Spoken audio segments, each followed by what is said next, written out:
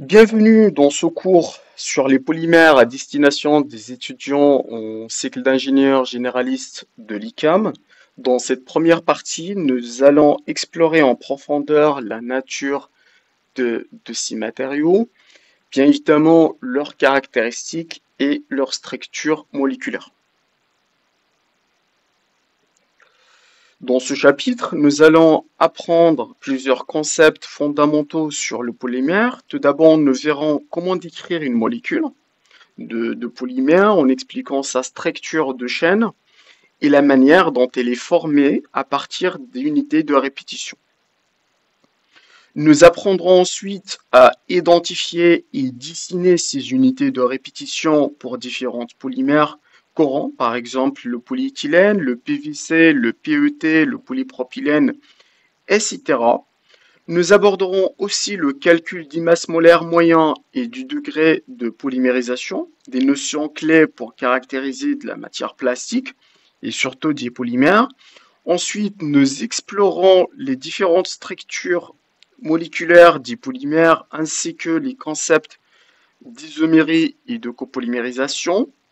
Nous verrons également les différences fondamentales entre les thermoplastiques et les thermodurcissables, tant en termes de structure que de comportement. Nous parlerons également de la cristallinité des polymères, un aspect essentiel qui influence à la fois les propriétés physiques et mécaniques. À la fin de ce chapitre, vous aurez une vision complète de ces notions et vous serez capable d'analyser la structure et le comportement des polymères. Avant de parler des polymères, intéressons-nous d'abord aux molécules simples que vous connaissez tous.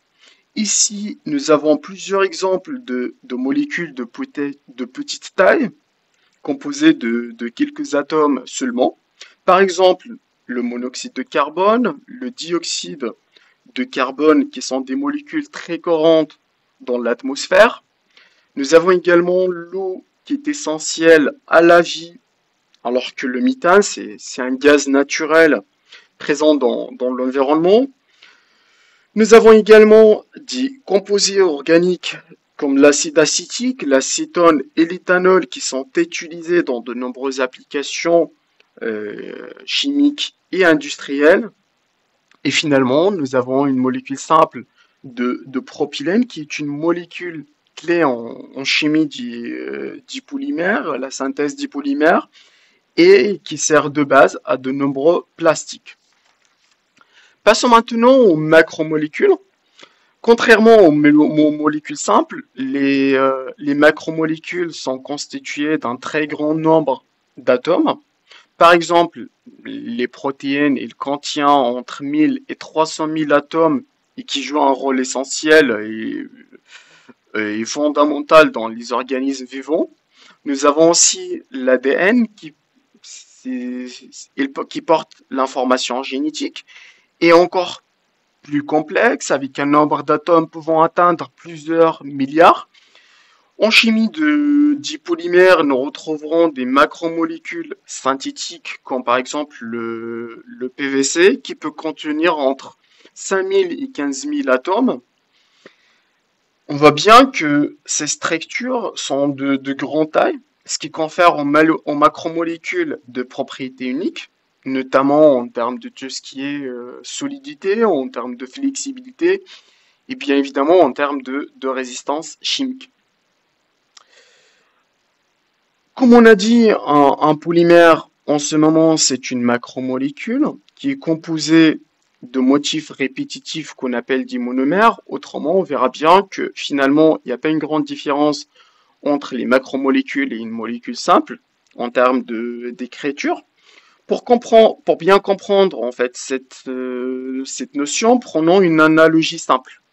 Imaginons un homme représentant une molécule simple, que l'on appelle dans ce cas-là un monomère.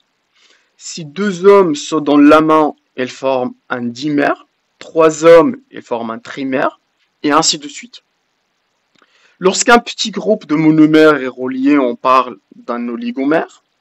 Mais lorsque le nombre de monomères devient très important, on appelle, ou bien on obtient ce qu'on appelle une macromolécule, ou bien un polymère. Si tous les monomères sont identiques, c'est le cas des homopolymères. Autrement, on part d'un seul type de monomère. En revanche, si nous avons une combinaison de deux types, au moins deux types de monomères, comme par exemple dans ce cas-là, je prends l'analogie des femmes et des hommes, on obtient ce qu'on appelle un copolymère. Cette analogie nous permet de visualiser comment les polymères sont constitués à partir de structures de base plus simples. Regardons maintenant comment se forme un polymère à partir de monomères. Prenons l'exemple du monomère d'éthylène. Lorsque plusieurs molécules d'éthylène réagissent entre elles, elles s'assemblent pour former un polymère, ce qu'on appelle du polyéthylène.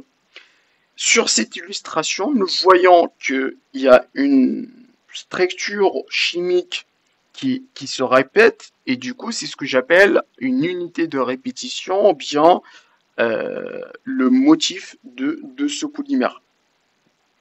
Bien sûr, on peut bien réduire l'écriture en écrivant que le motif de répétition avec un nombre n, c'est ce qu'on appelle le degré de polymérisation. Et bien, ce degré de polymérisation, il montre combien de monomères nous avons dans ce polymère, ou bien combien de motifs existent au sein de ce polymère. Et on peut bien dire en ce moment que plus plutôt ce nombre est grand, plus la chaîne polymère est longue, ce qui bien sûr va influencer tout ce qui est propriétés physiques, mécaniques, ou même chimiques de ce polymère. Et on pose la question à ce stade, pourquoi en fait les polymères sont-ils différents? Alors on prend un exemple d'un alkyle, donc on prend un CH3, CH2N qui serait variable, donc on va y voir en fonction de cet N, autrement, combien de CH2 nous avons au niveau de la structure. Donc si vous regardez n égale à 1, veut bien dire que vous avez la structure, c'est bien CH3, CH2, CH3. Si vous regardez n égale à 2, veut bien dire que c'est un CH3, CH2, CH2, CH3. Alors, lorsque n est faible, on obtient des gaz généralement, c'est du propane, mais lorsque n augmente, on voit bien que la molécule devient plus grosse, c'est tout à fait normal, et on obtient en fait des liquides ou même des solides. On peut bien avoir des essences avec n égale à 3 ou jusqu'à n égale à 9. On peut y avoir des grises avec un n ou bien un degré de polymérisation entre 14 et 23, dissert entre 24 et 48. Et enfin, on peut bien avoir aussi des polymères, comme par exemple le polypropylène ou polyéthylène dans l'exemple, quand n devient très grand, et lorsqu'il serait supérieur bien sûr à 1000. Alors, ce qui se passe ici, c'est que les forces de cohésion entre les molécules augmentent avec la taille de la molécule, plus le polymère est lent, plus il est solide, car les chaînes moléculaires interagissent fortement entre elles. Alors, les polymères, il peut y avoir trois origines principales. Donc, on peut bien voir des polymères, on va voir des polymères qui sont naturels. Ce sont les polymères que l'on trouve dans la nature, issus de végétal ou de l'animal. Par exemple, on prend le cas de cellulose ou de l'amidon, qui sont des polysaccharides présents dans les plantes. On peut bien voir aussi des protéines comme l'alun, les cheveux, ou même les ongles, qui font partie des polymères d'origine animale. On peut parler aussi de tout ce qui est caoutchouc naturel, qui est aussi un polymère et c'est directement de la nature. On peut bien évidemment aussi avoir des polymères artificiels ou bien semi-synthétiques. Ce sont des polymères créés par modification chimique de polymères naturels, dont le but c'est d'améliorer certaines de leurs propriétés. afin de répondre à des besoins bien spécifiques dont le polymère initial ne dispose pas vraiment de ces propriétés. Si je prends un exemple ici, nous avons tout ce qui est dérivé de cellulose. On a dit la cellulose, elle est naturelle. On a aussi tout ce qui est comme l'acétate de cellulose, des nitrates de cellulose. Et du coup, on veut bien dire qu'on avait bien incorporé de l'acétate ou des nitrates au sein de la structure, ou bien voilà, de la structure chimique de cellulose. On peut bien avoir aussi un troisième type, c'est ce qu'on appelle les polymères synthétiques. Et ce sont, comme leur nom indique, ce sont des polymères entièrement créés par l'homme. Et bien sûr, c'est à partir de la polymérisation de monomères, c'est ce qu'on va voir après, et qui sont des monomères qui sont issus principalement de l'industrie de pétrole.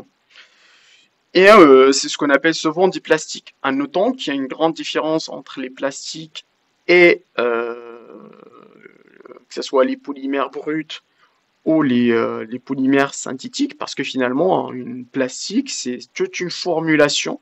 Donc, on aura bien évidemment le polymère brut issu de l'industrie du pétrole, mais aussi on aura d'autres additifs, à savoir par exemple du colorant, des stabilisants, des adjuvants. Ben, on aura autant d'additifs qui permettent d'ajouter, d'améliorer certaines propriétés de ce polymère. Donc autrement, lorsqu'on parle du plastique, c'est bien toute une formulation et non pas que le polymère brut. Et bien sûr, on a quelques exemples ici, tout ce qui est polypropylène, polyéthylène terephthalate, le PET, le polyéthylène, le polystyrène, etc.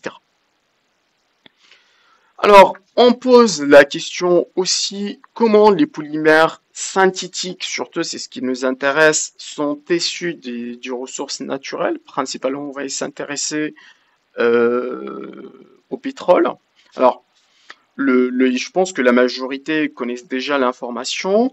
Le pétrole brut est d'abord raffiné par distillation. C'est ce que vous avez au niveau de l'image ici. Et lorsqu'on parle de la distillation, bah, veut bien dire qu'on va échauffer le pétrole brut à une certaine température, c'est une température élevée, et cette chaleur, elle va permettre de séparer les différentes composants du pétrole en fonction de la masse molaire de chacun. C'est ce que vous avez. Donc vous avez une chaîne carbonée, donc en fonction du nombre de carbone qui est en relation directe avec la masse molaire, on peut bien faire une séparation. Et du coup, bah, en fonction de cette masse molaire, chaque substance, il a une température à laquelle il se vaporise. En contrôlant ces températures, donc en mettant des plateaux, on peut bien isoler des fractions spécifiques, ce que vous avez à côté. Par exemple, on peut bien avoir des gaz, on peut y avoir le nafta, du kérosine, du gasoil, du bitume aussi. Bah, on peut y avoir différents composants. Et chaque composante, bien chaque fraction du pétrole, il a des applications bien particulières. Et cette séparation est essentielle pour avoir ou bien pour obtenir les produits qu'on cherche. Ce qui nous intéresse dans ce cours, c'est surtout le nafta, qui est une fraction principale du pétrole brut et qui est obtenu lors de la distillation, qui peut ensuite subir plusieurs traitements et surtout des traitements chimiques, des modifications pour produire d'autres produits. Comme par exemple, nous avons des solvants, nous avons des intermédiaires, des monomères déjà, etc. Et, euh, et du coup, ces monomères, en fait, c'est les produits de nafta qui nous intéressent et c'est eux qui permettent de fabriquer tout ce qui est plastique. Nous avons ici, par exemple, le polyéthylène terephthalate. Après, on peut y avoir aussi des élastomères. On peut y avoir des produits à base de polyéthylène, on a de l'acétate de vinyle, etc., etc., etc. Alors, jusqu'à l'instant, nous avons vu que les polymères synthétiques proviennent souvent de ressources fossiles et qu'une fois les monomères extraits, il est possible de les transformer en polymères par, bien sûr, différentes réactions chimiques. C'est exactement ce qu'on a vu au niveau normalement de ce slide. Donc, c'est exactement ce que vous avez ici. Euh, du coup, une des réactions qui les plus courantes pour la synthèse des polymères, en fait, comment je peux bien passer de molécules simples à 10 macromolécules, 10 polymères, c'est bien la réaction de polyaddition. Et dans cette réaction, ou bien cette réaction, elle repose sur l'ouverture de double liaison. Et bien sûr, autrement dit, je dois bien avoir une double liaison au niveau de monomère ou de, plutôt de la molécule de 10 parts. Si je prends le cas de polyéthylène, donc vous avez une double liaison qui est bien euh, localisée entre les deux carbones. On aura besoin d'un initiateur qui est souvent un radical libre qui va initier la réaction en attaquant la double liaison du monomère. Et ce radical, il va permettre à un monomère d'éthylène de se lier à lui, créant ainsi un nouveau radical. Et qui va y attaquer, en fait, qui attaquera un autre monomère. Et bien sûr, ainsi de suite, jusqu'où la formation d'une grande chaîne polymérique en fait, bien évidemment, une macromolécule. Il est important de noter que les unités répétitives de ce polymère sont identiques au monomère de 10 parts, ce qui caractérise la polyaddition. Cette réaction elle est bien spécifique aux monomères possédant une double liaison covalente. C'est le cas par exemple de polyéthylène ou de l'éthylène ou du propylène. Et chaque ajout de monomère se fait par l'ouverture de ce double liaison. Autrement dit, c'est la double liaison qui va nous permettre d'avoir une réaction de polymérisation. Passons maintenant à l'application de cette réaction avec quelques exemples pratiques. Alors, nous avons ici les formules chimiques de monomères. Par exemple, nous avons le propylène, le chlorure de vinyle. Nous avons également le tétrafluoroéthylène, styrène et les méthacrylates de méthyle. Et à partir de ce monomère, nous pouvons obtenir en fait des polymères bien spécifiques grâce à la réaction de polyaddition. Et ceci en fait grâce aussi à de la double liaison. On va voir que dans tous les monomères présentés, nous avons une double liaison qui se présente. Et du coup, c'est bien possible d'avoir cette réaction de polymérisation. Alors, je vous invite à, à identifier le polymère formé pour chacun de ce monomère. Et du coup, je vais faire un exemple. Je peux prendre un exemple plus simple. Je prends par exemple le polypropylène. Donc, j'ai bien la double liaison. Donc, j'aurai un CH2 et un CH. Et donc, à noter, je peux bien écrire, je peux bien faire l'orientation dans l'espace. Et automatiquement, après la réaction de polyaddition, automatiquement, j'aurai l'ouverture de cette double liaison. Donc, je garde mon CH. J'aurai le CH2, donc c'est ma molécule de 10 parts. Et j'aurai le CH3. Et j'aurai l'ouverture de cette double liaison qui relaie les deux carbones. Et du coup, automatiquement, je peux bien faire ça. Et du coup, ça me permet d'avoir le polymère, votre polymère en fait, à ce stade. Donc, je vous laisse faire les autres exemples et je reste à disposition en cas de ceci. En parallèle de la polyaddition, on peut bien avoir aussi ce qu'on appelle de polycondensation. Et au niveau de cette réaction, c'est l'utilisation c'est une réaction qui se repose sur l'utilisation de fonctions, ou plutôt d'une molécule bifonctionnelle. Qui dit bifonctionnelle veut bien dire on aura à la fois deux fonctions chimiques qui sont présentes au niveau de la molécule de fonction chimique veut bien dire deux groupes réactifs. Et lorsque ces monomères, donc si je prends ce cas-là, bah, j'ai deux groupes réactifs de fonction chimique on est en tête, à la tête et à la queue, donc c'est le même monomère. Et du coup, ils vont réagir entre eux et pour avoir créé un polymère, ben là on parle d'homopolymère parce qu'on a une seule sorte de monomère, mais aussi en éliminant de petites molécules. Donc ça peut être de l'eau, comme ça peut être par exemple de l'acide chlorhydrique ou autre petite molécule. Et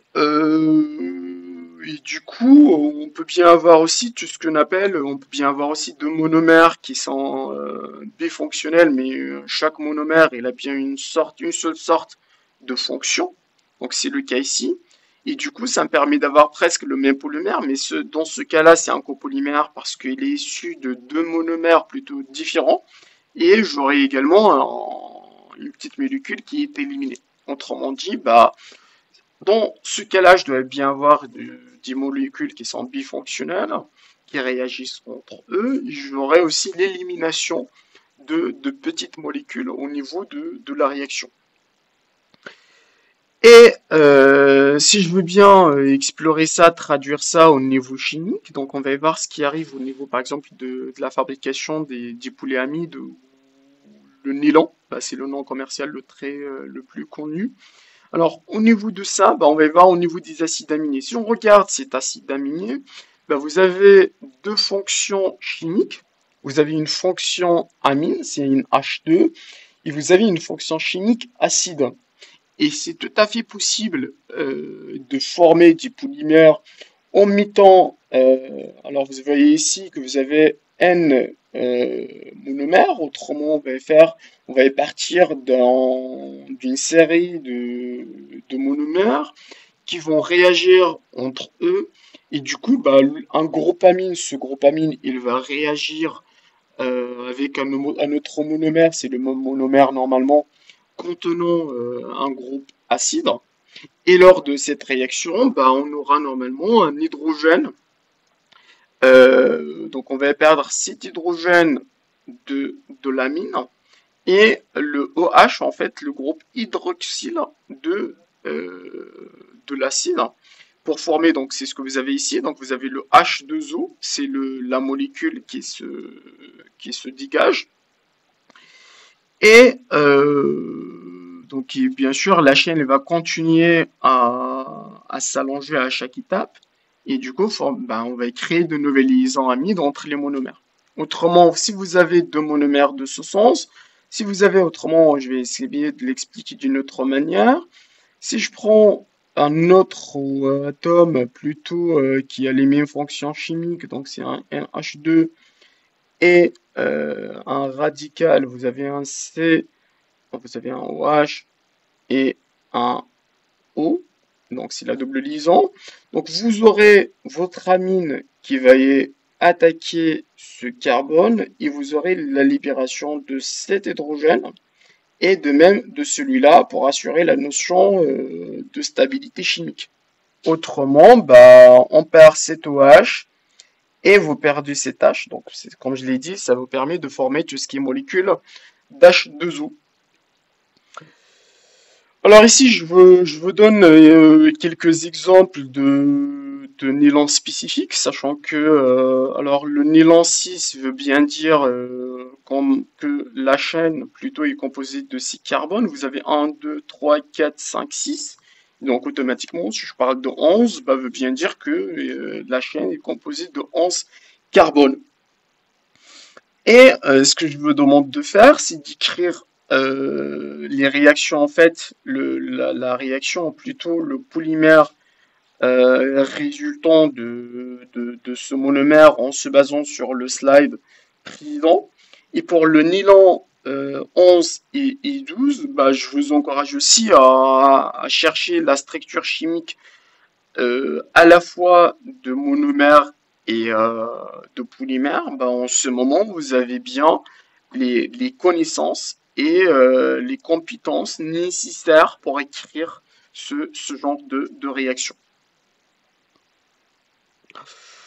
Autre utilisation d'acides aminés, on peut bien former aussi des polyamides, des nylons en utilisant des monomères comprenant, donc comme je l'ai dit, donc là ça explique un petit peu le principe, donc c'est une molécule bifonctionnelle, mais je peux bien aussi avoir en partant sur c'est aussi deux molécules avec des fonctions différentes. Donc ça, vous avez un diamine, donc c'est une molécule avec deux têtes de l'amine, et de l'autre côté, vous avez aussi un diacide.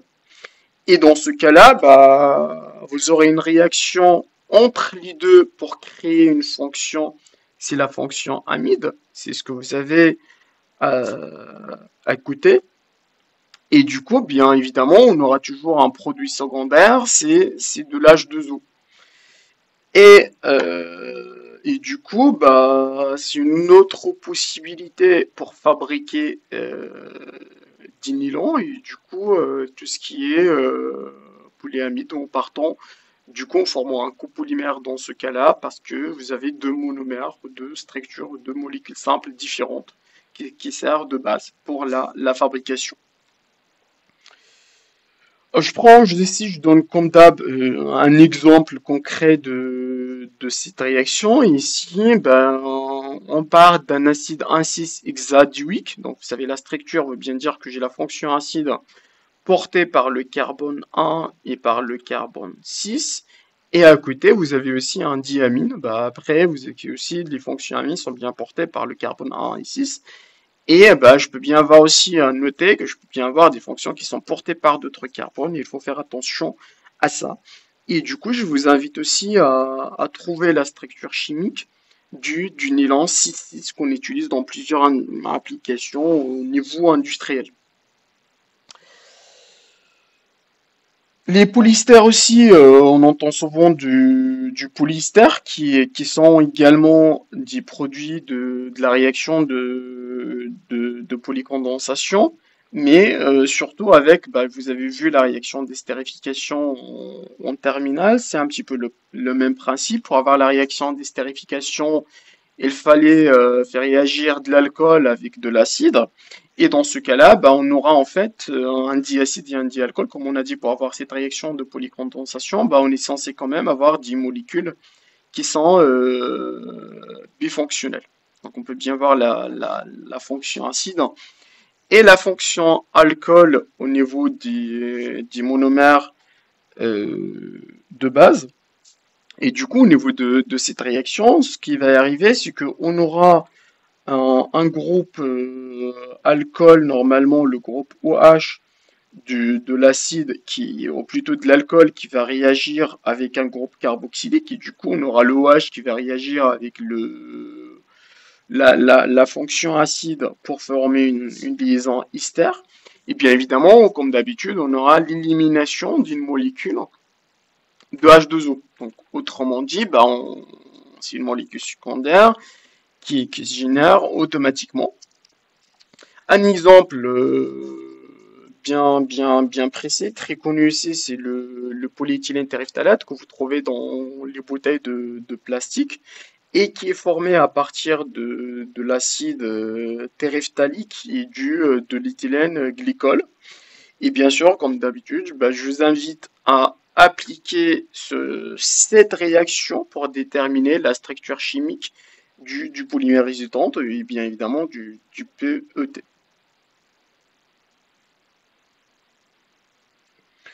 Alors, nous avons vu précédemment que la structure chimique d'un polymère, notamment que ce soit le processus de polyaddition ou de polycondensation, joue un rôle fondamental dans sa constitution, plutôt de la constitution d'un polymère. Cela va de pair avec l'impact de la taille des chaînes polymères sur leurs propriétés. En effet, la taille d'un polymère qui est directement liée au nombre d'unités répétitives dans la chaîne influence de manière significative ses caractéristiques physiques et mécaniques. Et pour caractériser cette taille, on mesure la masse molaire. Plutôt, c'est la masse moléculaire de ce polymère. À noter que la masse molaire d'un polymère elle est liée à son degré de polymérisation. On peut bien le nommer, ou bien le noter X ou N en fonction de livres, et qui représente le nombre d'unités répétitives dans la chaîne polymère. Et bien sûr, on peut bien écrire la relation entre la masse molaire et le degré de polymérisation. Donc vous avez votre polymère. Donc c'est le nombre d'unités répétitives, ici tout à fait normal, fois la masse molaire d'une seule unité. Si je prends le cas par exemple de polyéthylène, donc vous avez l'unité répétitive, c'est bien ça. Donc je peux bien calculer sa masse molaire initiale. Donc la masse molaire du carbone c'est bien 12 et la masse molaire de l'hydrogène c'est 1, qui me donne 28 grammes par mol. Et nous avons bien le nombre de motifs ou bien le degré de polymérisation qui est égal à 2000. Et du coup, je peux bien calculer la masse molaire de ce polymère qui est bien 1200 fois 28 grammes pour avoir la masse molaire de ce polymère. À noter que pour un copolymère, la masse molaire se calcule en faisant la somme du produit de chaque degré de polymérisation des unités répétitives et leur masse molaire. Autrement, dans un copolymère, c'est par exemple où on a deux monomères, on doit prendre en considération la masse molaire de chaque motif. Donc on aura deux motifs répétitifs au niveau de la structure du polymère. Et du coup, on peut bien écrire que c'est la somme de X et M0. Donc en fait, c'est le nombre de motifs de monomère A fois sa masse molaire, plus le nombre de motifs B fois sa masse molaire. Alors, à noter que aussi, dans un échantillon, généralement, lorsqu'on parle d'un matériau polymère, euh, on observe bien sûr une observation de taille. Donc, on aura une distribution de taille des chaînes, c'est-à-dire que le polymère est constitué de molécules ayant différents degrés de polymérisation. Autrement, vous aurez plusieurs chaînes et pas qu'une seule chaîne au niveau de votre polymère. Donc, ce n'est pas un polymère homogène, mais c'est surtout un mélange de molécules de taille varie. Si je prends la figure, on peut voir en fait l'évolution de nombre de molécules en fonction de masse molaire M0, bien MI.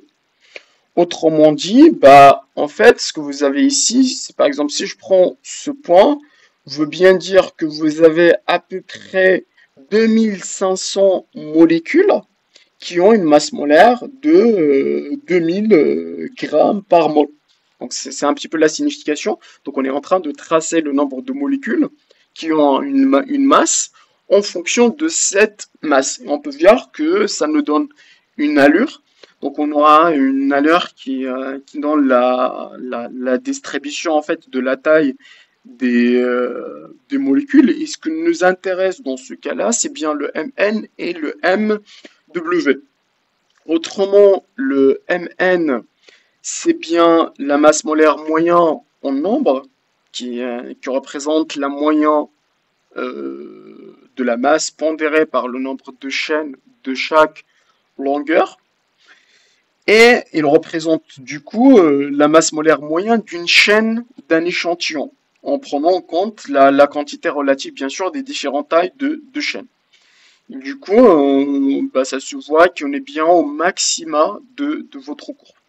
On peut bien aussi identifier ce qu'on appelle le MW, donc white mass, et c'est la masse bien sûr molaire moyen en masse, qui représente aussi, et surtout qui est influencée par les molécules de grande taille, donc c'est ce qu'on peut voir ici qui est décalé, qui indique les valeurs, surtout de la courbe pour les masses molaires qui sont élevées. Alors, cette contribution montre donc qu'un polymère est constitué d'un ensemble de chaînes de différentes tailles, et comprendre cette distribution est essentiel pour analyser surtout les propriétés d'un matériau polymère. Nous allons maintenant aborder une une manière de caractériser la masse globale d'un polymère en prenant en compte la distribution des tailles. Alors, la masse molaire moyenne en nombre, donc dans ce sens, on la note comme étant Mn, est calculée en pondérant les masses molaires par le nombre de chaînes de chaque longueur. Autrement dit, si la masse molaire moyenne d'une chaîne polymère en fonction de sa quantité relative dans l'échantillon. Quand on peut bien voir la formule, donc la masse molaire moyenne en nombre, c'est bien la somme de xi, ben, sachant que le xi c'est bien la fraction molaire, divisé, plutôt multiplié fois le mi, en fait c'est la masse d'une chaîne au niveau du polymère. Autrement dit, par exemple, si vous avez une chaîne qui est bien, vous avez deux chaînes au niveau de votre polymère. Au niveau molaire, celle-ci représente un xi qui est égal à 0,2 et une deuxième qui représente un xi qui est égal à 0,8. Bah, et chacune, bien sûr, elle a une masse molaire. Supposons que celle-là, il a un, je sais pas, un m qui est égal à 1000 grammes par mol. Et de l'autre côté, vous avez une deuxième qui est bien équivalent à, je sais pas, à 9000 par exemple grammes par mol. Bah, automatiquement, bah, le Mn serait bien le 0,2 fois 9000 plus le 0,8 fois 1000 grammes par mol. Sachant que, bah, automatiquement, si on vous donne en termes de N, donc c'est le nombre de moles, ou le degré de polymérisation, bah, il faut faire le calcul pour bien avoir cette X.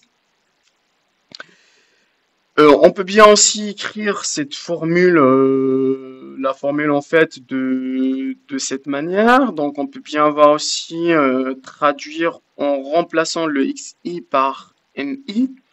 Et du coup, et comme normalement vous connaissez tous que m c'est bien plutôt n, le nombre de moles c'est m sur m, bah, je peux bien aussi avoir cette structure, bah, en fait une nouvelle formule si vous voulez pour en remplacer. Et comme la somme des masses, la somme de mi, c'est automatiquement c'est la masse totale de votre polymère. Et du coup, on peut bien aussi avoir une autre formule pour décrire plutôt ce nombre de masses moyen en nombre. On peut bien aussi l'exprimer en fraction massique, donc au lieu de parler de fraction molaire, là, plutôt la quantité en mol, on peut bien parler aussi en masse, et du coup, on peut bien remplacer en fait au niveau des écritures en utilisant cette formule. Donc là, le WI automatiquement, c'est IMI, c'est en fait la masse de la fraction 1 par exemple, divisé sur la somme de ces fractions, 10 masses.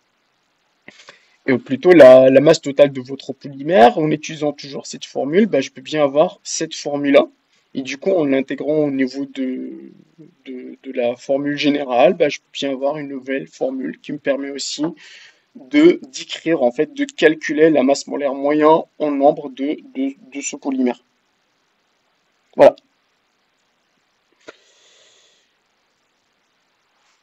Enfin, on parle aussi plutôt de la masse molaire moyenne en masse que l'on note comme étant un MW, qui est une autre manière de caractériser le polymère.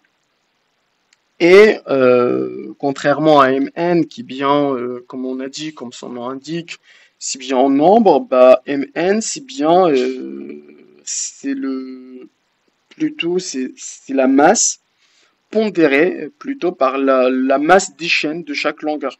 Donc on a une formule.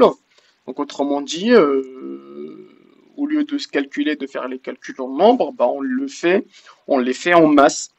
Et du coup, comme vous allez voir ici, bah on va remplacer tout ce qui est n dans cette formule avec la fraction massique. Et du coup, là je donne la fraction, donc je garde la même formule démontrée ici.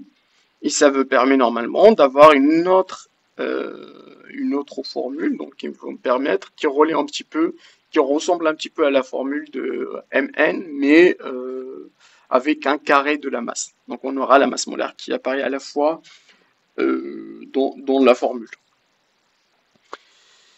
Et du coup, en utilisant les deux, bah, il faut savoir que normalement, si on a un matériau qui est homogène, bah, automatiquement, bah, veut bien dire que Mn est égal à Mw. Autrement, les chaînes, on a les mêmes chaînes qui ont la même taille et la même masse molaire. Chose qui n'est pas toujours le cas. Et du coup, on va voir aussi que vous avez un M carré vis-à-vis au niveau de MW. Et du coup, plus vous avez des chaînes qui sont très longues, bah, normalement, c'est le MW qui est très sensible. Donc, vous aurez un MW qui serait plus grand par rapport à MN. Et d'ailleurs, si vous regardez au niveau de cette figure, bah, vous pouvez déjà voir que le MW est plus grand que le MN.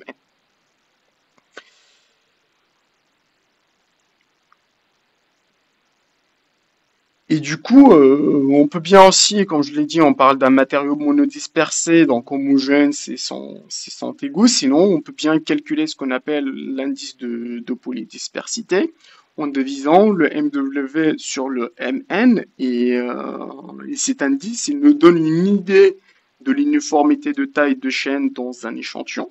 Donc, on veut bien dire que si nous avons un PDI faible veut bien dire que nous avons un polymère à chaîne de taille similaire, tandis qu'un PDI élevé indique une grande variation au niveau des tailles.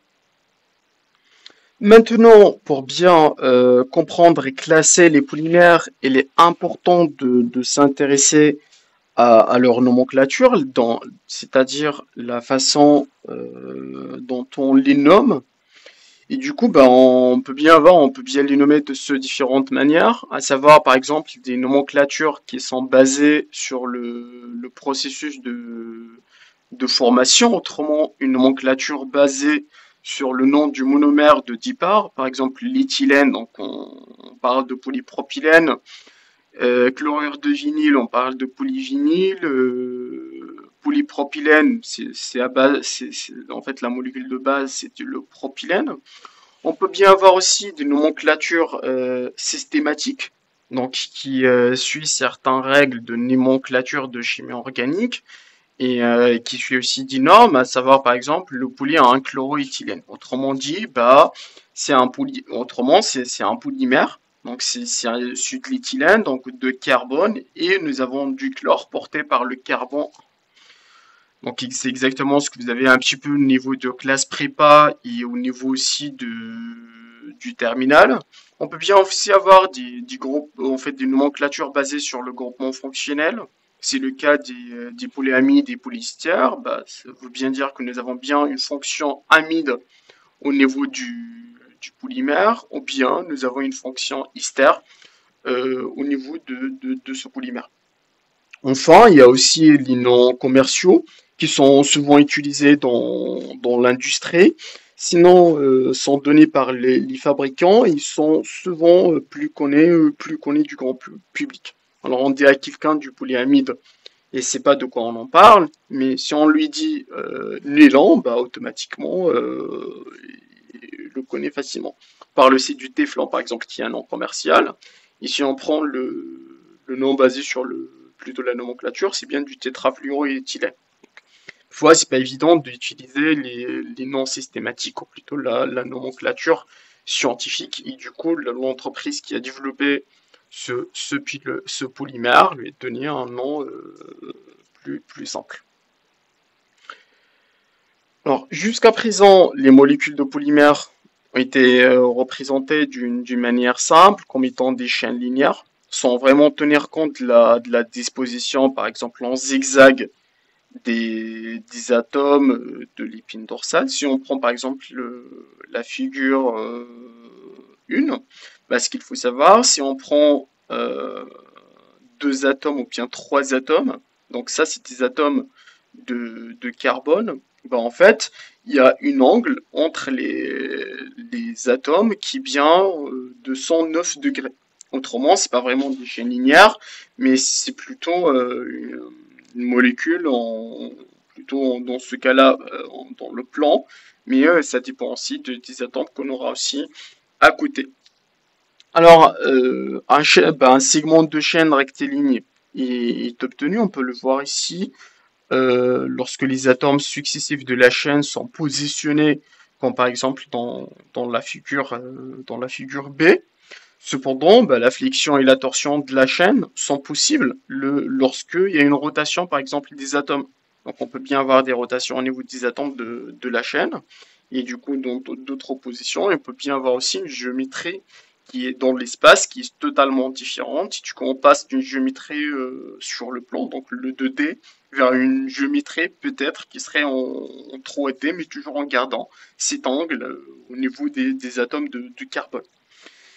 Alors, ainsi, une molécule à chaîne unique composée de nombreux atomes de chaîne peut prendre une forme similaire à celle représentée schématiquement dans cette figure, avec une multitude de courbes, de torsions, de codes, etc.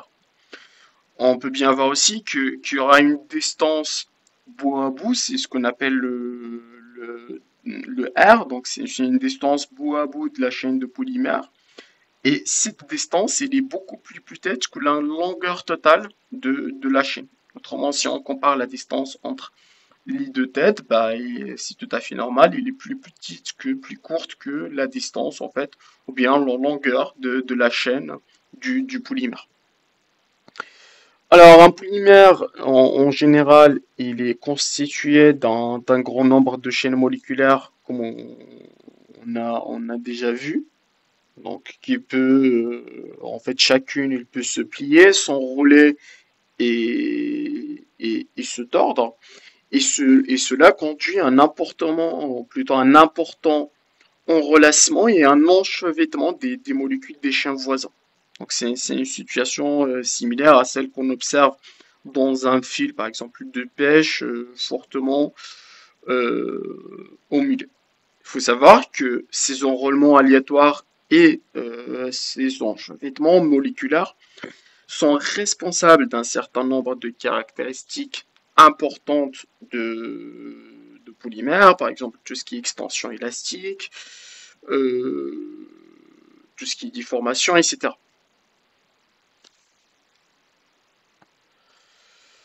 On peut parler aussi de tout ce qui est d'une autre manière de représenter la structure, donc toujours en gardant cette structure géométrique.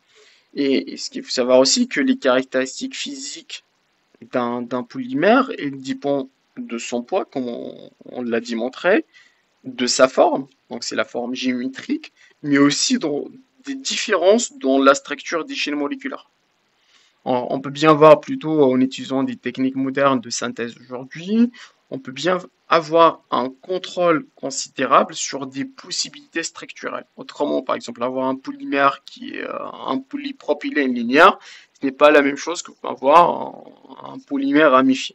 Donc c'est en fait, ça change un petit peu la structure, ça change l'organisation et du coup les propriétés physiques, tout ce qui est densité.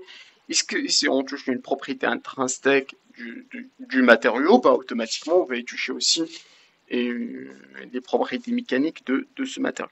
On prend le cas d'un polymère linéaire, et ce sont celles dans lesquelles on a bien les unités répétitifs, c'est ce que vous avez ici, qui sont reliés bout à bout en chaîne simple. Ces longues chaînes sont flexibles, ils peuvent être considérés comme une masse de spaghettis, par exemple, où chaque cercle représente une unité répétitive. Ce qu'il faut savoir aussi, c'est que c'est quelque chose qu'on va voir aussi au niveau de matériaux thermoplastiques et thermodurcissables, surtout les matériaux thermoplastiques, c'est que dans les polymères linéaires, on aura beaucoup de liaisons de Van der Waals. En fait, c'est des liaisons covalentes dans la chaîne, mais c'est surtout des liaisons de Van der Waals, des liaisons faibles et des liaisons d'hydrogène entre les chaînes. Et c'est le cas, par exemple, du polyéthylène, de PVC, du polystyrène, de polyméthacrylate de méthyle, etc. Du nylon aussi. On peut avoir aussi des ramifications, donc c'est des chaînes, donc vous aurez une grande chaîne, mais vous aurez, c'est ce qu'on appelle des ramifications au niveau de la structure.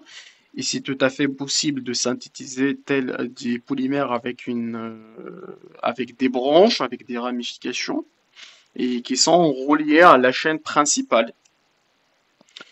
Et du coup, ces branches-là, ils sont considérées comme faisant partie de la molécule de la chaîne principale et peuvent résulter de réactions secondaires, plutôt même parfois de réactions intermédiaires qui se produisent lors de la fabrication. Il faut savoir aussi que dans ce genre d'empilement, l'efficacité est réduite par la formation de branches latérales, ce qui entraîne une diminution de la densité du polymère. Autrement, si vous comparez le polymère linéaire avec le polymère ramifié, bah, vous aurez beaucoup d'espace libre entre les chaînes, ce qui va réduire en fait la densité de votre polymère. Bah, dit porosité au niveau de la structure, on peut bien dire ça à cette échelle. Et du coup, ce qui va automatiquement affecter, comme je l'ai dit, tout ce qui est densité. On verra un exemple après. Comme on peut bien voir aussi des polymères réticulés. Donc en fait, vous aurez des liaisons covalentes, que ce soit au niveau de la chaîne et entre les chaînes. Et du coup, comme on parle de liaisons covalentes, bah, c'est des liaisons qui sont fortes qu'on ne peut pas casser. Autrement, et ces réticulations, c'est généralement des réticulations qui sont partielles. Il n'y a pas vraiment une grande réticulation entre toutes les chaînes. Et ces réticulations sont réalisées soit au cours de la synthèse, donc de la préparation de la formulation, de la création du polymère, soit par une réaction chimique non réversible. Autrement, bah, une fois qu'on a créé ces réticulations, on ne peut plus modifier la structure de ce polymère parce qu'il devient rigide et c'est normal, on a encore plus des liaisons fortes et qui sont très stables.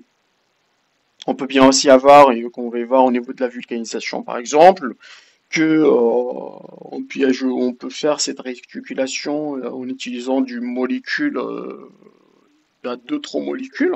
C'est le cas par exemple des sulfures avant, afin de voir aussi cette possibilité. Alors, ça nous permet surtout au niveau des élastomères d'avoir une déformation qui est hyper importante. Autrement, au niveau des chaînes, bah, il y a une possibilité. Donc vous avez des réticulations partielles. Et du coup, on peut bien en fait avoir un mouvement au niveau des chaînes, donc un glissement des chaînes sans altérer le système et sans rupture. Donc, et dernièrement, nous avons aussi tout ce qui est monomère, ou plutôt les réseaux tridimensionnels. Donc en fait, c'est un système purement réticulé, 100% réticulé. Donc on veut bien dire qu'on a des liaisons covalentes partout. Et du coup, c'est un réseau 3D qui est rigide et qui est fortement réticulé, comme je l'ai dit. On parle d'un réseau et il a bien des propriétés thermiques et mécaniques particulières. C'est le cas des thermodurcissables, comme on va y voir après. Par exemple, tout ce qui est époxy, tout ce qui est polyuréthane, tout ce qui est phénolformaldéhyde. Ce sont des thermodurcissables qui ont une structure sous forme de réseau, donc un réseau réticulaire, des liaisons covalentes partout, et un système rigide. Et l'un des inconvénients de ce système, c'est que malheureusement, on ne peut pas le recycler. Donc si une fois créé, on ne peut plus réutiliser ni remodeler ce genre de matériaux. Voilà. Et il faut aussi noter que les polymères ne sont généralement pas d'un seul type de structure distinctif. Autrement, on peut bien avoir du polyéthylène, un matériau de polyéthylène où on a à la fois du polymère linéaire, comme on a dit normalement finalement, un polymère, on a autant de chaînes de tailles différentes, de structures différentes. Du coup, je peux bien avoir à la fois un polymère linéaire et un polymère ramifié. Je dis pas en fait des conditions de synthèse de ce polymère.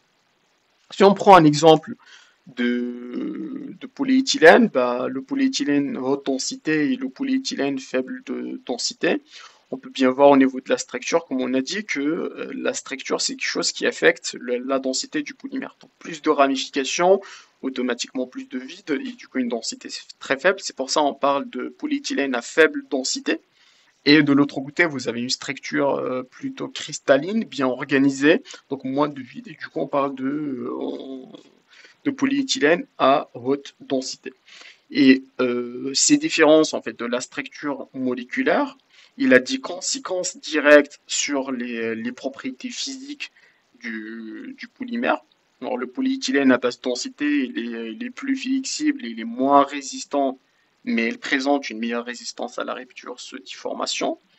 Alors que le polyéthylène à haute densité, il est plus rigide, plus résistant à la traction et possède par exemple une meilleure résistance thermique. Donc ces différences sont donc essentielles pour déterminer l'application idéale de chaque type de polyéthylène en fonction de ses propriétés. On va parler aussi de ce qui est configuration moléculaire, parce qu'il faut y avoir que, par exemple, il y a du polymère qui a un atome latéral, donc un atome, un radical ou un atome qui est différent des autres, et qui est lié à la chaîne principale. C'est ce que je note ici en R, ça peut être un radical, ça peut être du chlore, ça peut être du phosphore, ça peut être du soufre. En fait, c'est un atome externe.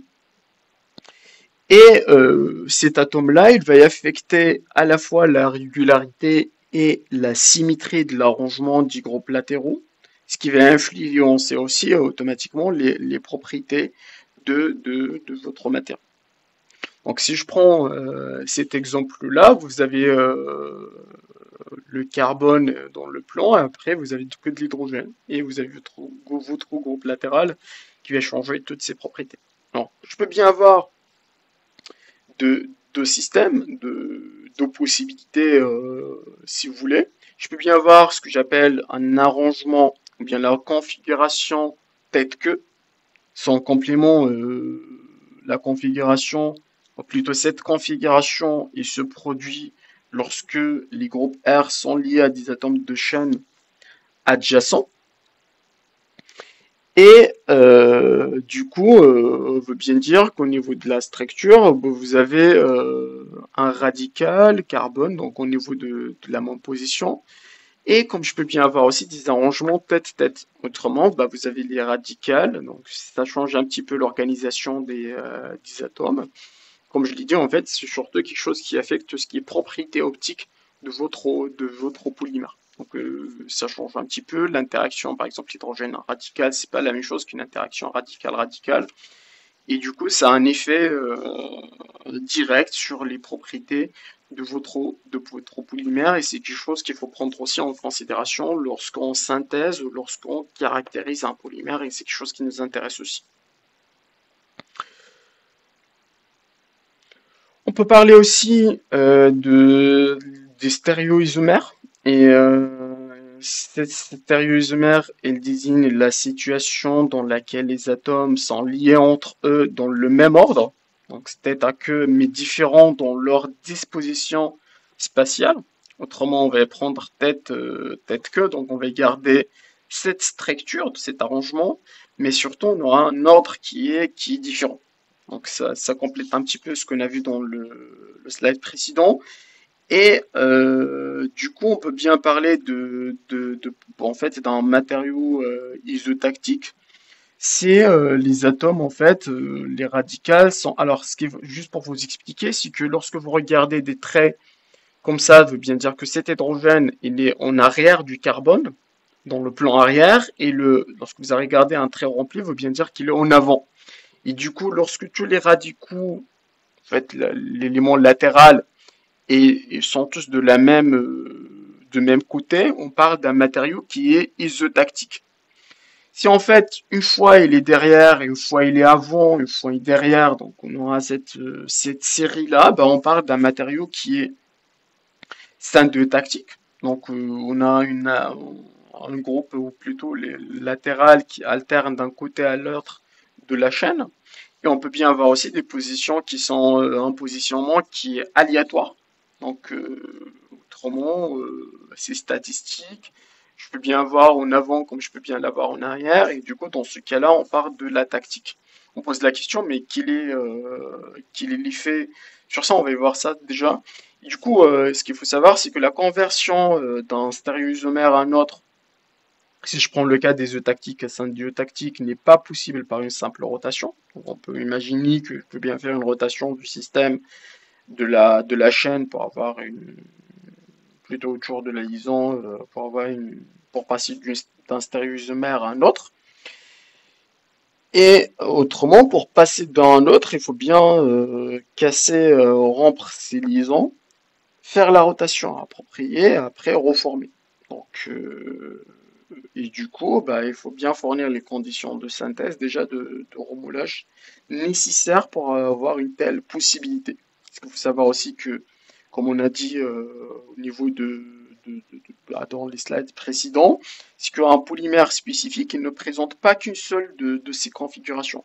Donc on aura en fait une forme qui est prédominante euh, qui dépendra en fait de la méthode de synthèse en fait et de méthode de préparation de votre polymère. Je prends un exemple, c'est du polypropylène et donc on peut bien voir que si je prends ce cas-là, l'idée c'est de comparer la température de fusion et la température de transition vitreuse. La température de transition vitreuse, c'est la température dans laquelle le matériau il passe de l'état rigide vitreux vers l'état caoutchouteux. Et la température de fusion, c'est l'état où un matériau il passe de l'état, je dirais, cristallin vers un état liquide, plutôt un état visqueux. Alors, si je prends ça, on a autant de. Alors, propylène, il est trop utilisé, surtout au niveau de la construction automobile, par exemple, tout ce qui est pare-choc, les tableaux de bord, l'habillage de l'habitacle, les réservoirs d'essence et aussi le liquide de frein. Et ce polypropylène, il peut être synthétisé industriellement par catalyse en présence de métallocine ou en présence en fait de catalyseurs, on parle de Zeglanata pour avoir par exemple un PP isotactique. Donc en fait, ça dépend du catalyseur qu'on va utiliser afin de fabriquer la structure en fait ou bien la configuration souhaitée. Bien que le polypropylène isotactique correspond à un enchaînement de centres stéréogènes de même configuration ROS, le PP synthétactique, il a une alternance de centres, comme on avait déjà dit au niveau des slides précédents. Et les températures de fusion et de transition vitreuse sont totalement différentes. On regarde que nous avons une température de fusion, on passe de 130 à 170, une température de transition vitreuse de -4 à -18. Donc, ce qui est dit, ça dit que ce soit au niveau de propriété de fabrication, déjà des conditions de fabrication, de procédé de fabrication, on devait voir des conditions, surtout au niveau de la température, qui sont totalement différentes, et bien évidemment au niveau de la stabilité thermique de ces polymères, et tout ce qui est en relation avec les propriétés mécaniques à des températures différentes. Et lorsqu'on a un polypropylène non régulier, bah c'est plutôt un PP qui est amorphe. On va y voir ça aussi. Donc amorphe veut bien dire comme dans les céramiques.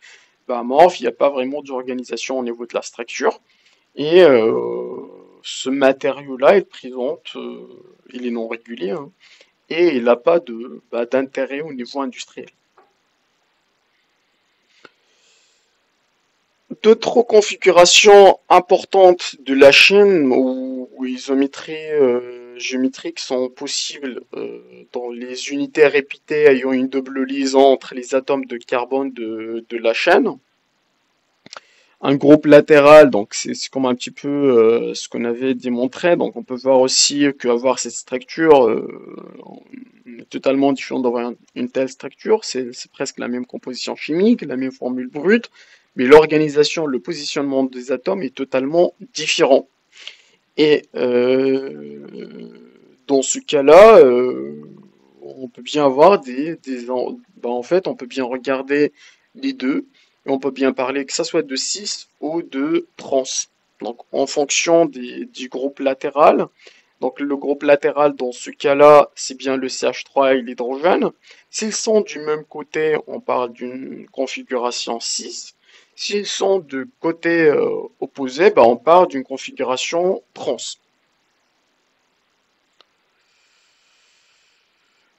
Comme on a dit sur les autres configurations, on garde la même règle. C'est pas du tout évident de passer d'une rotation à une autre parce que déjà on a des liaisons covalentes de part. D'autre part, nous avons une double liaison, ce qui complique un petit peu de plus la situation et du coup on a déjà un système rigide qu'on peut pas vraiment euh, convertir.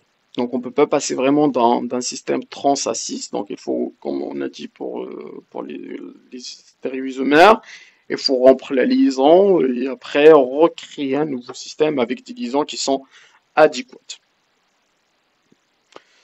Pour résumer cette partie, nous avons dit que la taille du moléculaire est spécifiée en termes de poids moléculaire. Donc, qui dit poids moléculaire, on parle aussi de tout ce qui est degré de polymérisation.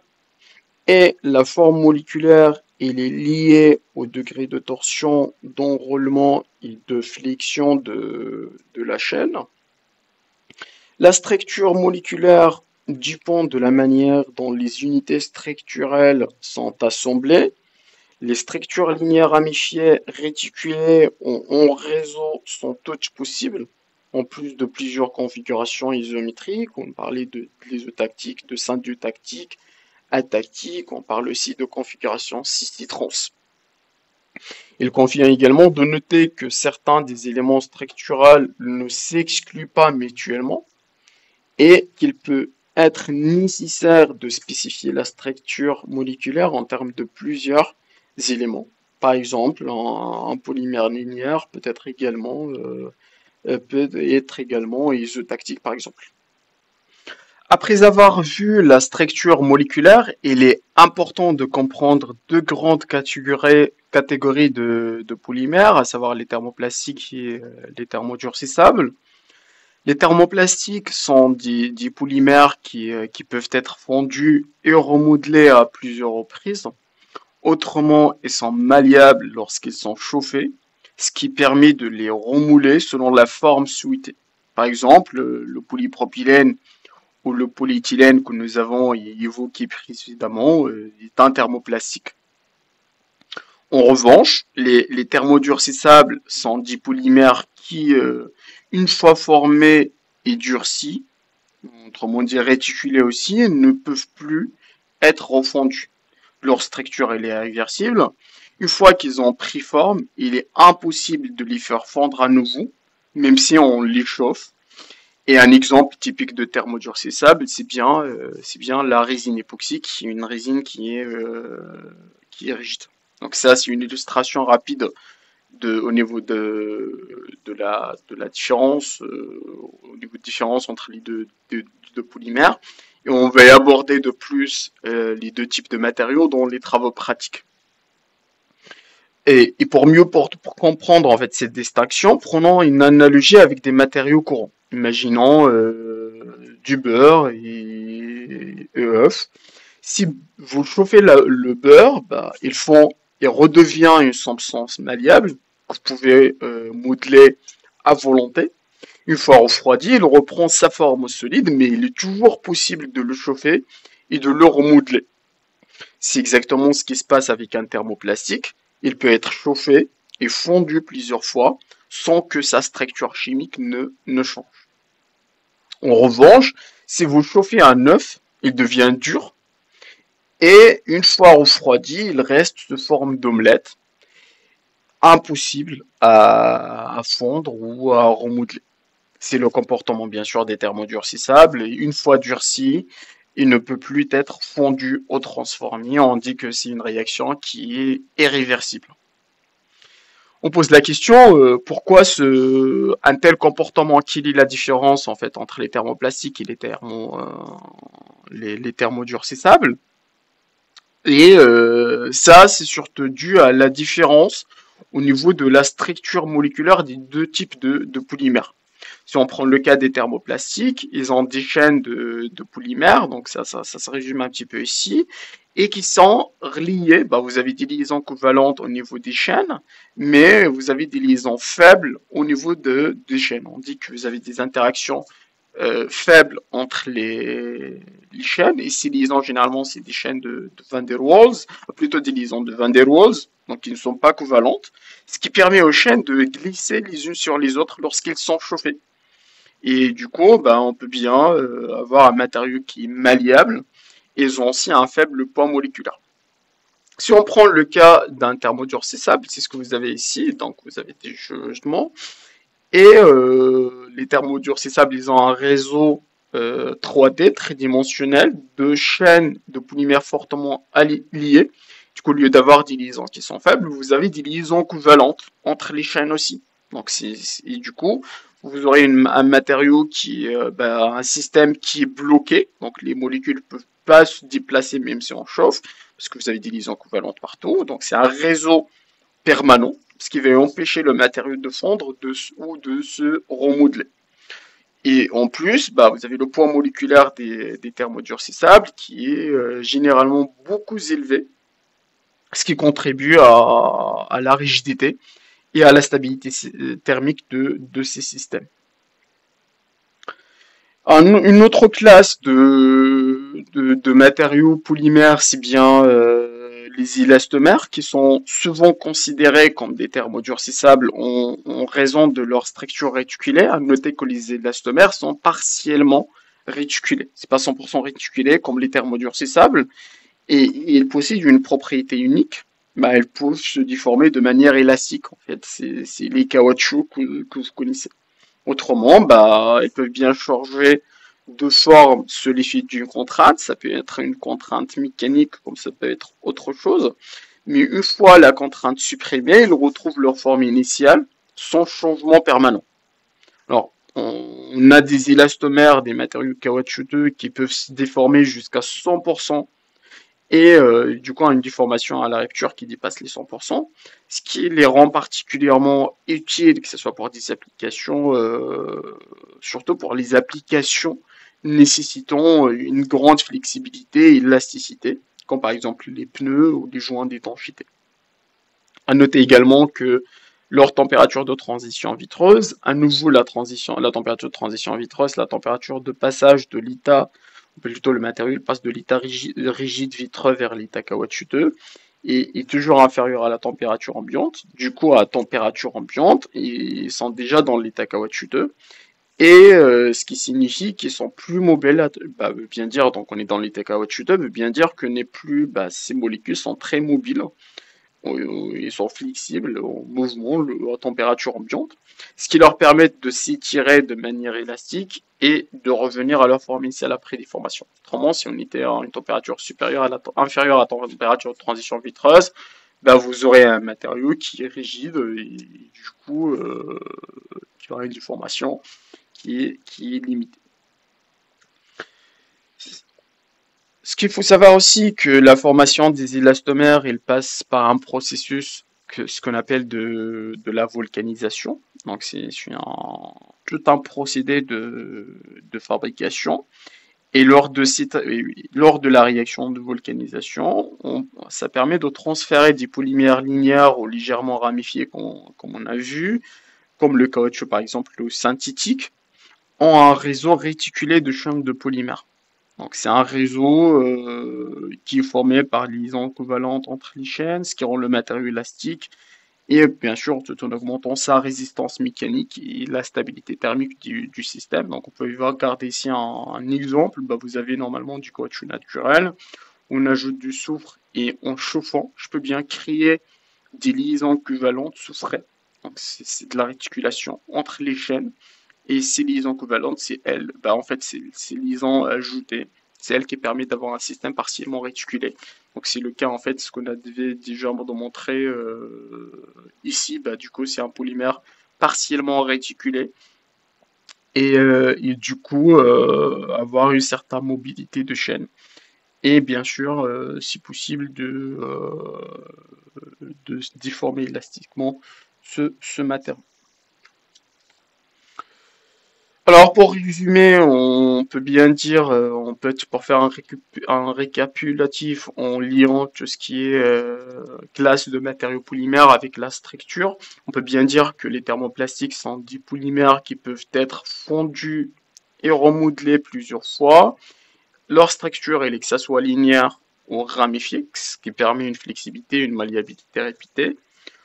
Pour les élastomères, on peut bien dire que c'est des polymères qui sont partiellement réticulés. Donc, ils ont du propriété nue qui peuvent se déformer d'une manière élastique, etc. Et en ce qui concerne les thermodurcissables, c'est des réseaux qui sont permanents et solides.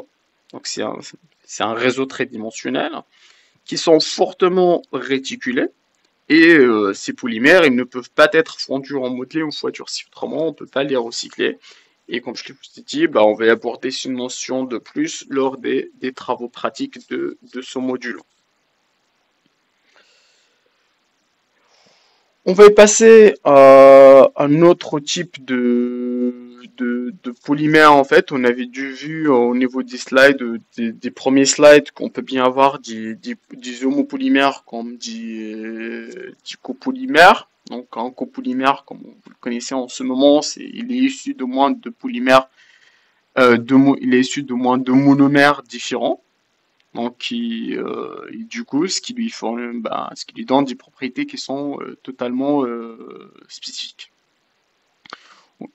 Et on a vu aussi que la notion de réseau moléculaire et de structure dimensionnelle pour les polymères réticulés et les copolymères, ils peuvent aussi impliquer des structures similaires, ou même plus complexes.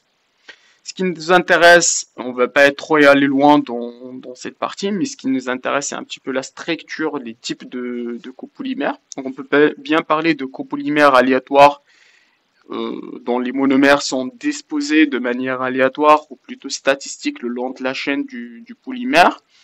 Et ce type de structure peut rendre le polymère plus flexible mais moins prévisible dans ses propriétés. On peut bien avoir aussi des copolymères alternés, donc un polymère, un monomère A, un monomère, plutôt un motif A, motif B, motif A, motif B. Et dans ce cas-là, les monomères sont disposés de manière régulière, alternant entre les différents types de monomères, et ce type de structure peut conduire à des propriétés plus prévisibles. On parle aussi de tout ce qui est polymère bloc, un copolymère bloc passant, à bloc, et dans ce cas-là, vous aurez une région du motif A, une région de motif B, et on peut bien dire aussi, c'est une structure où de longues sections d'un monomère sont suivies par des sections d'un autre monomère, et ces structures, elles peuvent améliorer certaines propriétés spécifiques, par exemple, tout ce qui est résistance mécanique. On parle aussi de copolymère griffé, et dans un polymère griffé, ça ressemble un petit peu à un polymère ramifié. Et vous aurez un monomère, un type de monomère qui est greffé sur la chaîne d'un autre monomère. Donc, du coup, on peut bien combiner les propriétés de différents matériaux. On va voir un exemple dans TD de différents types de copolymères. Ils sont l'effet de cette combinaison sur les propriétés. On va voir que c'est quand même ça affecte tout ce qui est propriété thermique et bien évidemment physico-chimique et mécanique. Passons maintenant à la cristallinité des polymères. Comme dans les matériaux céramiques, la cristallinité, plutôt comme on parlait de matériaux céramiques, on parlait d'un matériau qui est amorphe, pardon. Et au niveau de ce genre-là, de polymère, on a un matériau on a une structure qui est un petit peu spéciale. Donc, la cristallinité, elle joue un rôle crucial dans tout ce qui est propriété mécanique thermique des polymères. On peut bien distinguer 3 types, voire 2 types généralement, parce que rarement qu'on trouve un matériau qui est 100% cristallin. On peut bien voir qu'il y a des polymères qui sont amorphes, et du coup ils n'ont pas de structure cristalline régulière. C'est le cas par exemple des thermodurcissables qui ont un réseau rigide et du coup, on peut bien dire aussi, c'est pour ça on parle de verre, glace, donc ils ont un petit peu une structure qui ressemble au verre. On parle aussi des polymères semi-cristallins où on a une structure qui est partiellement ordonnée. Donc vous aurez une fraction, une partie de polymère qui est bien ordonnée, une partie qui est désordonnée. Et on peut bien parler aussi de polymères cristallins qui ont une structure 100% ordonnée. Donc c'est rarement que je le trouve, mais quand même, ça existe. Un aspect important à retenir, c'est que la densité d'un polymère cristallin est plus généralement élevée que celle d'un polymère amorphe, et c'est tout à fait normal parce que si vous avez un polymère cristallin, bah, vous aurez moins de régions vides, libres, bah, du coup, de l'espace pour avoir plus d'atomes, et ce qui va augmenter la densité de votre polymère. Une notion qui est très importante au niveau de la caractérisation des polymères, c'est le degré de cristallinité. Si vous laissez la fraction de la masse de volume d'un polymère qui est cristalline, qui est ordonné, qui est organisé, et ce degré, il est influencé par plusieurs facteurs, à savoir la vitesse de refroidissement. Donc, autrement dit, un refroidissement lent permet aux chaînes polymériques de s'organiser, de cristalliser plus facilement, alors qu'un refroidissement rapide peut entraîner un polymère amorphe. On parle aussi de la nature de l'unité répétée, autrement du motif, du monomère de 10 parts. Donc, du coup, on a quelques unités, quelques polymères qui se cristallisent plus facilement que d'autres. Donc, c'est du paramètre thermodynamique. Et généralement, pour quantifier la cristallinité, on utilise la calorimétrie différentielle à balayage, qui est une méthode permettant de mesurer la chaleur libérée ou absorbée pendant les transitions vitreuses, par exemple la fusion, la cristallisation, etc. Et grâce à ces techniques, on peut bien déterminer avec précision la cristallinité d'un polymère. Et on va aussi explorer cette technique au niveau des travaux pratiques.